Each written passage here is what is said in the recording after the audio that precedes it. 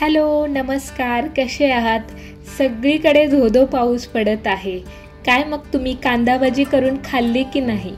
कांदा भजी आणि पावसाचं जसं एक घट्ट नातं आहे, तसंच पावसाचं आणि आठवणींचं पण एक घट्ट नातं आहे.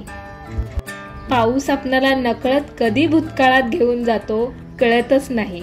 तो एकदा सुरात वाजायला लागला की जुन्या आठवणी ताज्या व्हायला लागतात. जुनी गाणी, रिमझिम गिरी सावन, जुने दिवस, गावाकडच्या आठवणी, थंडगार वाऱ्याची झुळूक, काळ्या मातीचा येणारा सुगंध आणि सगळ्यात महत्त्वाचं म्हणजे आईच्या हातचा बनवलेला चुलीवरचा कडक चहा.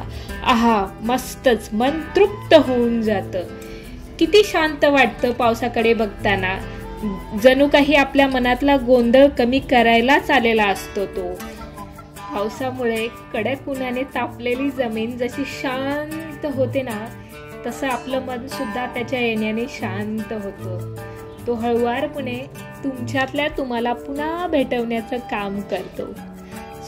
माझा ब्लॉग कसा वाटला नक्की कळवा आणि भेटूयात नेक्स्ट ब्लॉगमध्ये. तोपर्यंत बाय, धन्यवाद.